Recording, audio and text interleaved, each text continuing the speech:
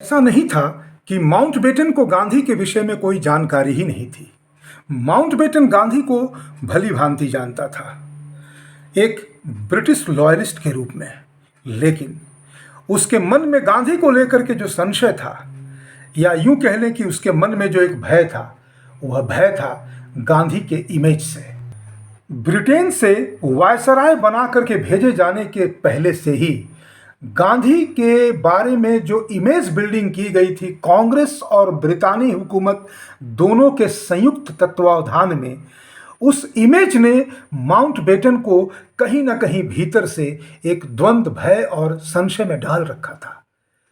उसकी योजना थी, अगर प्राइम मिनिस्टर क्लेमेंट एटली की बात करें, तो देश में ट्रांसफर ऑफ पावर कांग्रेसियों के हाथ में करके लौट जाने की। लेकिन माउंटबेटन के अपने मन में जो खिचड़ी पक रही थी, वह खिचड़ी थी देश को बांटने की। क्लेमेंट एटली ने माउंटबेटन को एक डेडलाइन दिया था 1948 जून महीने से पहले ट्रांसफर ऑफ पावर को सक्सेसफुली इफेक्ट करके इंग्लैंड लौट जाने की।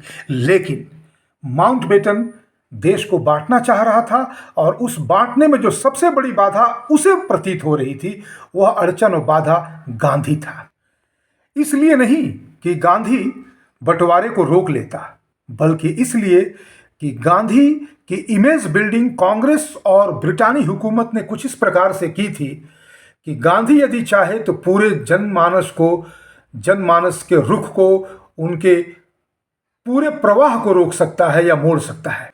यही कारण था कि माउंटबेटन बारंबार गांधी को लेकर के भयभीत था, क्योंकि उसके मन में वायसराय के रूप में शपथ लेने के बाद जो खिचड़ी पक रही थी, वह सिर्फ ट्रांसफर ऑफ पावर की नहीं, बल्कि देश को बांटने की थी, जिसका वो एक सीक्रेट मैसेज लेकर के वहां से आया था। जिन्ना, नेहरू, सरदार पटेल, इन सबों को तो वह निपटा लेता और निपटाने ही जा रहा था। लेकिन रह गई बात गांधी की, तो गांधी से जब तक वह पूरी तरह से परिचित नहीं हुआ, तब तक गांधी का जो स्पेक्टर है, जो भूत है, वो उसकी रात की नींद को हराम किए हुए था। लेकिन जैसे ही वह गांधी से मुलाकात करता है, गांधी का जो कैरिज्मेटिक पर्सनालिटी और इमेज बिल्डिंग उसके सामने की गई थी, वह ध्वस्त हो जाता है। वह जान लेता है कि गांधी जुमलेबाज नंबर 1 है। उसकी बात, उसकी कथनी और करनी में जबरदस्त अंतर है। यानी उसे इस बात की जानकारी हो जाती है कि गांधी कोई बहुत बड़े व्यक्तित्व का धनी नहीं, बल्कि एक इमेज बिल्डिंग का परिणाम है, जिसे ब्रितानी हुकूमत और कांग्रेस ने साथ मिलकर किया था। अब उसके मन का भय जा चुका था पहली मुलाकात के बाद ही। अब बारी थी माउंटबेटन के मन में पक रही उस खिचड़ी की, जिसे दुनिया आज माउंटबेटन प्लान के नाम से जानती है। उस माउंटबेटन प्लान को एक नया नोमेनक्लेचर देने की, यानी उसे गांधी प्लान कहने की, और इतिहास के पुस्तकों में सीक्रेटली इस बात को दर्ज करा देने की। आज भले ही हम पाठ्य पुस्तकों में माउंटबेटन प्लान के रूप में देश के बंटवारे की उस घिनौनी योजना को जानते हो, लेकिन गांधी और माउंटबेटन विशेष करके भली भांति इस बात को अपने जीवन काल में जानते रहे थे कि वो माउंटबेटन प्लान नहीं था, बल्कि वो गांधी प्लान था। आज मैं उसी गांधी प्लान के विषय में अपनी बातों को एपिसोड नंबर 4 में आपसे साझा करूंगा। ये जो श्रृंखला मैं देश के बंटवारे यानी 15 अगस्त के छलावे के विषय में शुरू कर चुका हूं, उसकी चौथी कड़ी में मैं शिवचरण सिंह आपका स्वागत करता हूं। और आज मैं गांधी के माउंटबेटन से मिलने, यानी माउंटबेटन के मार्च 1947 में भारत आने से लेकर के और जून 16, 17, 18, 19, 20 तक की जो विशेष घटनाएं घटी हैं, उन पर फोकस करूंगा। यदि एक वीडियो में इन बातों को समेट सका तो ठीक, नहीं तो एक और एपिसोड में इस बात को कंक्लूड करूंगा। तो आइए अब मैं माउंटबेटन प्लान, गांधी प्लान को पूरी तरह से अनवेल करता हूं इस एपिसोड के माध्यम से। गांधी प्लान, जी हाँ, जिसे हम पाठ्य पुस्तकों में माउंटबेटन प्लान के नाम से जानते हैं, पर हम चर्चा करने जा रहे हैं। लेकिन उसके पहले एक उचित प्रश्न। आज की वर्तमान परिस्थितियां, यानी 2024 के इर्द गिर्द की जो वर्तमान परिस्थितियां हैं, उसमें यदि हमसे ये कहा जाए या पूछा जाए कि अपनी उद्यमिता और परिश्रम से अर्जित किए हुए धन संपत्ति के एक आलिशान प्रसार को सिर्फ इसलिए हमें छोड़ के चल देना चाहिए कि हमारे आसपास मुसलमान हैं, वे आज नहीं तो कल वर्तमान के सत्ताधीशों पर दबाव डालेंगे कि देश का एक और बंटवारा किया जाए। वो वैसी परिस्थिति में मुसलमान उसी प्रकार से नरसंहार और कत्लेआम करेंगे जैसे 47 के पहले कर रहे थे। तो क्या हमारे लिए उचित नहीं होगा कि हम इस धन संपत्ति के प्रसार में से जो कुछ भी मुट्ठी भर बचा करके यहाँ से निकल करके हिंदू बहुल क्षेत्र या उन क्षेत्रों में चले जाएं जिसके बंटने की संभावना कम हो या वर्तमान में नहीं हो, तो क्या हम उस प्रस्ताव को मानेंगे? हम में से 99% लोग हंसेंगे और कहेंगे इतना मजबूत केंद्र है, इसके रहते हुए ऐसी जरूरत किसी की नहीं होगी कि देश का वो एक और टुकड़ा कर दे। ठीक यही परिस्थिति 1947 के पहले जो देश के दो टुकड़े हुए, भारत का एक बना पाकिस्तान पश्चिम की ओर, एक बना पूरब की ओर, वहाँ के लोगों की थी। जब उनसे कहा जाता, पहले इस बात को हम समझ ले, वहाँ रहने वाले हिंदुओं ने अपनी उद्यमिता और परिश्रम से धन संपत्ति का एक अंबार खड़ा किया हुआ था। उन्होंने कामयाबी की इबारत लिखी थी यदि उर्दू में कहें तो। लेकिन जब उनसे कोई कहता कि देश बंटने वाला है, मुसलमान दंगे कर रहे हैं, उनकी क्रूर भेड़िए आंखें हमारी तरफ गिद्ध की तरफ बढ़ रही हैं, हमें क्या करना चाहिए, तो 99 से भी अधिक प्रतिशत लोग कहते ये हमारा देश है, इस देश का बंटवारा कौन कर सकता है। और तुमने सुना नहीं, तुमने पिछले दिनों के अखबार नहीं पढ़े, तुमने कल का वो न्यूज नहीं पढ़ा जिसमें गांधी ने कहा था कि देश का बंटवारा मेरी लाश पर होगा। क्या तुमको पता है, गांधी जो कहता है वो होके रहता है। जब गांधी कह रहा है कि देश का बंटवारा मेरी लाश पर होगा, तो तुम क्यों चिंता कर रहे हो? ये जो भूखे भेड़िए मुसलमान घूम रहे हैं, ये आज नहीं तो कल शांत हो जाएंगे, भारत भारत ही रहेगा। ये था नतीजा एक गलत आदमी पर विश्वास करने का, जो मनोवैज्ञानिक रूप से हम हमेशा करते रहते हैं।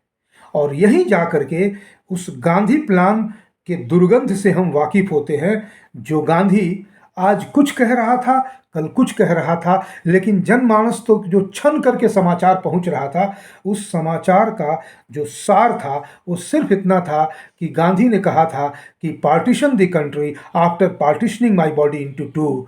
तो कोई भी आदमी इस बात को तो समझ सकता था कि नेहरू, सरदार और कांग्रेस के बाकी लोग इस शर्त पर तो कम से कम देश को नहीं बांटेंगे कि गांधी के देश के दो टुकड़े करने पड़े, उसकी लाश पर से बंटवारा तो होगा नहीं। जैसा गांधी ने कहा था कि they will have to cross my dead body to partition India. ऐसे में लोग निर्द्वंद होकर के रह रहे थे, लूट रहे थे, लूटे जा रहे थे।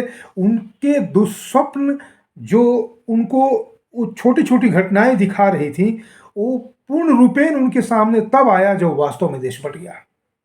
लेकिन इस देश के बंटने की कहानी को हम जो सेलिब्रेट करते हैं 15 अगस्त 1947 के रूप में, उसी के विरुद्ध इस श्रृंखला को मैं जारी किए हुए हूँ। तो आज हम उसी गांधी प्लान की ओर बढ़ेंगे, लेकिन गांधी प्लान की ओर बढ़ने के पहले हमें यह जानना होगा कि ये कितना घिनौना प्लान था, कितने कितने स्टेक्स जुड़े हुए थे। मैं और पीछे जा करके गांधी और जिन्ना के बीच जो 1944 में बात हो रही थी उसकी चर्चा मैं नहीं करूँगा। इतिहास में बहुत सारे छोटे छोटे स्कैटर्ड इंसिडेंट्स हैं जिन्हें हम एक जगह इकट्ठा करके चर्चा करेंगे तो एक साथ वो बहुत बड़ी चर्चा हो जाएगी। हम टू द पॉइंट रहते हुए आज हम आते हैं, मैंने पिछले एपिसोड में नोआखली की चर्चा की। नोआखली में जब गांधी पहुंचता है तो गांधी के पहुंचने की उस सच्चाई को छुपा दी जाती है जो गांधी वास्तव में करता है। गांधी या तो वहां पर सिर्फ दिखावा करता है, क्योंकि उसने बहुत ही गलत बयानबाजी कर दी थी महिलाओं को लेकर के कि उन्हें बलात्कार सहना चाहिए और हिंदुओं को मर जाना चाहिए, इस रूप में उस बात से जो विरोध का स्वर उठा था चारों तरफ, उसको शांत करने के लिए गांधी नोआखली में 4 महीने रहा। उन 4 महीनों में वहाँ पर वो किस तरह के गुलछड़े उड़ा रहा था, वो एकदम एक डेविएशन हो जाएगा, वो एक सेपरेट कहानी हो जाएगी, इसलिए मैं उस पर नहीं जाऊँगा। क्योंकि वहाँ पर वो अपनी बेटी नहीं बल्कि अपनी नतनी के साथ नग्न सो करके वहाँ पर एक दुराचरण का वो जीवन जी रहा था, और उसकी एक अलग ही एपिसोड है। लेकिन शॉर्ट में बता दूं कि उसका भी विरोध इतना ज़बरदस्त हुआ कि आप जिसे गांधी का अखबार कहते हैं हरिजन, उसमें जब गांधी ने इसकी सफाई देने के लिए एक लेख लिखा था, मैं मेरे सामने ये फ्रीडम एट मिडनाइट की ये पुस्तक पड़ी हुई, जिसमें डोमिनिक लैपियर और लॉरी कॉलिंस ने बात लिखी है कि हरिजन के ट्रस्टियों ने गांधी के उस लेख को छापने से मना कर दिया। इतना विरोध हो रहा था। इतना ही विरोध नहीं हो रहा था, गांधी ने जब देखा कि जब नोआखली को लेकर के उसके बयान के बाद जब लोगों में उसका विरोध लगभग शांत हो रहा है, और नोआखली और कलकत्ता की प्रतिक्रिया स्वरूप जो बिहार में मुसलमानों के खिलाफ एक प्रतिक्रिया हो रही थी हिंदुओं के द्वारा, तो गांधी ने कहा कि अब मैं 4 महीने नोआखली यानी नवंबर, दिसंबर, जनवरी, फरवरी में नोआखली में रहने के बाद गांधी ने जब इस बात को प्रस्तावित किया कांग्रेस के सामने कि अब मैं बिहार जाना चाहता हूं, तो सभी नेताओं ने एक स्वर में कहा, भले उनके शब्द बड़े सॉफ्ट होंगे, लेकिन उनके मन से जो बात उठ रही थी कि अबे वो बुढ़े, अपनी नतनी मनु के साथ नंगा सोने के बाद तुमने जो एक रायता फैला दिया है पूरे देश में, उस रायते की वजह से तुम्हारी थू थू हो रही है। और बिहार ऐसा प्रदेश जहां पर लोग आज भी परंपराओं को इतना महत्व देते हैं, मर्यादाओं के लिए वे जान तक दे देते हैं, वहां जाकर के तुम हिंदू मुस्लिम एकता की बात करोगे तो तुम्हें गाजर मूली की तरह काट देंगे लोग। इस प्रकार उसे रोका गया। चलिए अब उससे हम आते हैं वापिस कि गांधी उसके बाद बिहार तो नहीं जा सका, लेकिन दिल्ली आ गया। दिल्ली आने के बाद एक मीटिंग और पार्टीशन का सिलसिला शुरू हो चुका था, जो कि 46 तक बात थम गई थी। यहां आने के पहले मैं थोड़ी देर के लिए फरवरी 1947 लंदन जाना चाहूंगा। उसकी भी बड़ी ही विशद चर्चा फ्रीडम एट मिडनाइट में हुई है। तो मैं आपको बता दूं कि उस समय इंग्लैंड में क्या होता है। क्लेमेंट एटली ने जो औपनिवेशिक गतिविधियों के विरुद्ध अपने लेबर पार्टी के उन सिद्धांतों के साथ प्राइम मिनिस्टर बना था, जिसमें यह वादा था कि वो भारत को ग्रेट ब्रिटेन के औपनिवेशिक तंत्र से अलग कर देगा। इसलिए उसने चर्चिल और बाकी लोगों के जानकारी में जो बातें थी, और उन लोगों ने जिस व्यक्ति को देखा था कि वो एक इस पूरे ट्रांसफर ऑफ पावर को सक्सेसफुली वहाँ पर धरातल पर उतार देगा, उस व्यक्ति की जब खोज हो रही थी तो एक नाम सबसे सामने आया, जो 2 साल पहले 43 के एज में supreme commander of south east Asia great Britain के उस का बन के आया था, और उसने आईएनए का सरेंडर करवाया था 15 अगस्त 1945 को। अब वो 45 वर्ष का था, और उसको चर्चिल इत्यादि के जो ऑब्जर्वेशंस थे उसके आधार पर क्लेमेंट एटली ने माउंटबेटन प्लान यानी ट्रांसफर ऑफ पावर के प्लान के साथ भारत भेजने के लिए उसे वायसराय बनाने की घोषणा कर दी थी। यहाँ पर एक बात मैं 2 साल पीछे यानी 1945 जाके बताना चाहूँगा कि जब चर्चिल ने उसे साउथ ईस्ट एशिया का सुप्रीम कमांडर बनाया था, तो अपने मीटिंग के अंत में माउंटबेटन ने कहा कि मुझे 24 घंटे सोचने के लिए देना चाहिए आपको। तब माउंटबेटन ने कहा कि क्या तुम्हें अपने अंदर कॉन्फिडेंस नहीं है? तब एक फेमस सेंटेंस कहा था माउंटबेटन ने कि I suffer from the congenital weakness of thinking that I can do anything, यानी कि मैं इस जन्मजात बीमारी से ग्रसित हूं कि मुझे लगता है कि मैं दुनिया में कुछ भी कर सकता हूं। और यह कहकर के आया था। ये सारी बातें मैं कोई माउंटबेटन की बड़ाई में नहीं कह रहा हूं, लेकिन वो अपने प्लान में यहाँ सफल हो गया। इस नाते विंस्टन चर्चिल को कहिए, इसके माउंटबेटन के इस वाक्य को मुझे अचानक यहाँ पर रिकॉल करना पड़ रहा है कि इस बार जब क्लेमेंट एटली ने उसे बुलाया और उसे कहा कि you are being appointed the viceroy of India, you will formally take charge from Wavell, और उसके बाद तुम्हें ओथ दिलाया जाएगा इंडिया में, उससे पहले तुम बी प्रिपेयर्ड फॉर दिस। क्योंकि उसे भी पता था कि उसने चर्चिल को क्या कहा था कि I suffer from the congenital weakness of thinking that I can do anything, मैं कुछ भी कर सकता हूं, ये मेरी जन्मजात एक दुर्बलता है ऐसा सोचने की। जो भी हो, जब क्लेमेंट एटली से इस बात की चर्चा हो चुकी थी, तब वह अपने परिवार में जाता है। माउंटबेटन रॉयल फैमिली से आता था, और उस समय उसका एक कजन इंग्लैंड का राजा यानी कि क्राउन था, जो भारत पर रूल करता है जून 1948 तक, यानी 15 अगस्त 15 अगस्त कुछ ऐसा नौटंकी है।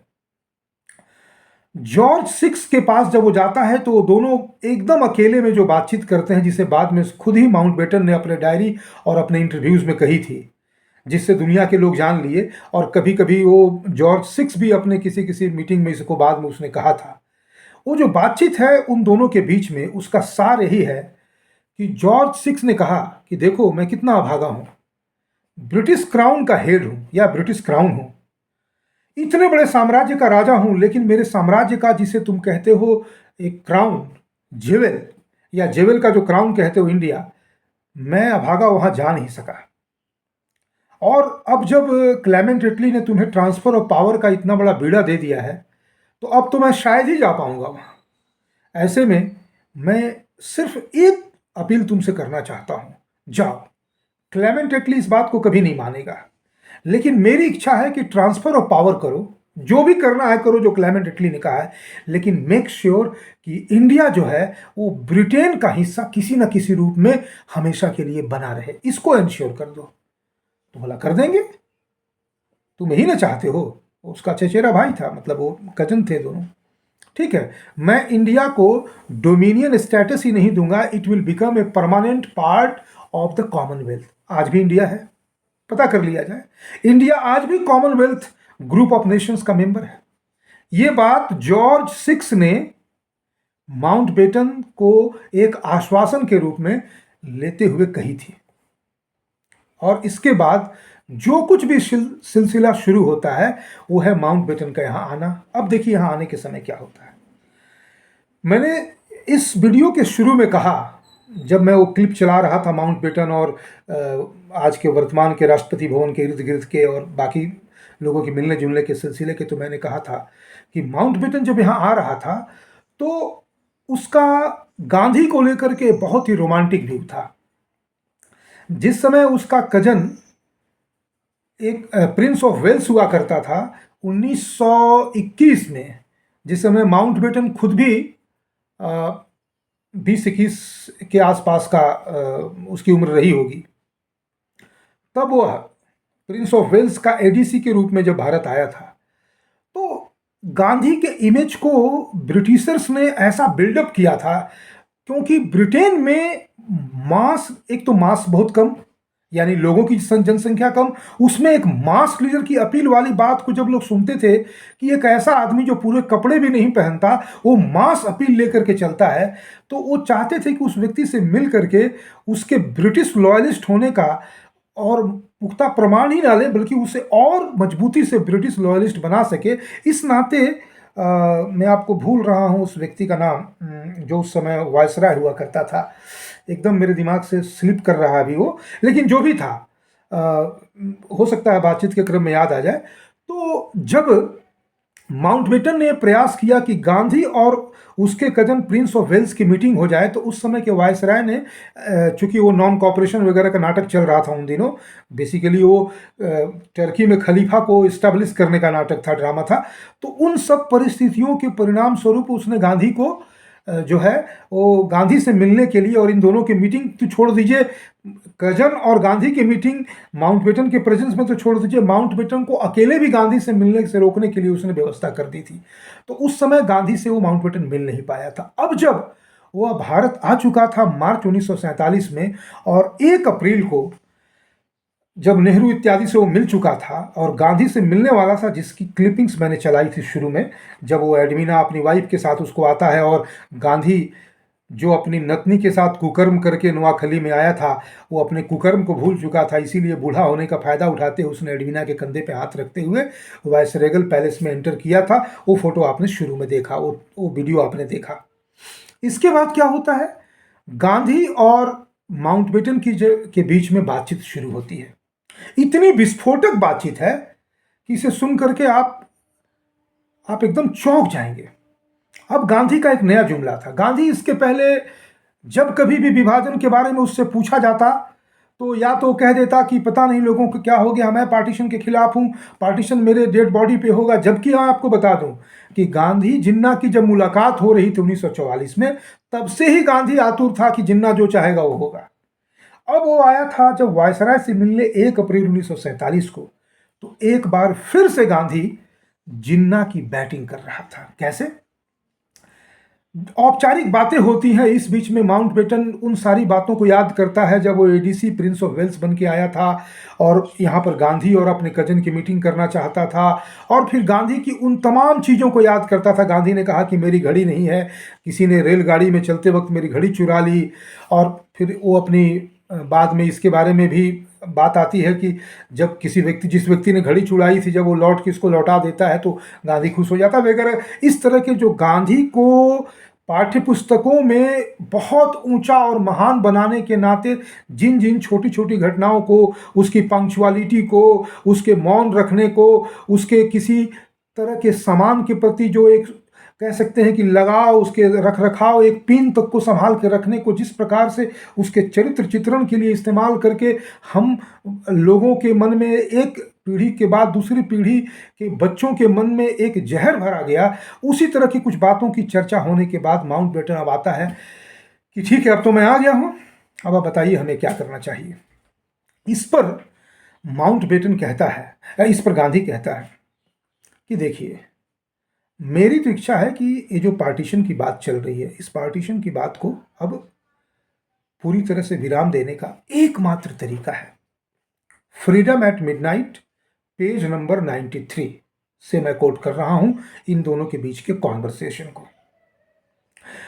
गांधी कहता है कि इसका एकमात्र तरीका यही है कि देश की बागडोर ये दो लोग जो लड़ रहे हैं, जिन्ना और कांग्रेस या मुस्लिम लीग या नेहरू, इन दोनों को शांत करने का एक ही तरीका है कि इन दोनों में जो आसानी से इस बात को स्वीकार कर ले कि हम देश का नेतृत्व करेंगे और इस देश को बंटने नहीं देंगे। और मेरी समझ से चूंकि जिन्ना आमादा है पार्टीशन के लिए, तो क्यों ना फिर जिन्ना को ही इस देश का नेता बना दिया जाए, प्राइम मिनिस्टर बना दिया जाए, और आप ट्रांसफर ऑफ पावर के डोमिनियन स्टेटस दे करके कॉमनवेल्थ का मेंबर बना के जो जो करना है आपको लगता है, चूंकि we are part of the British, you can go.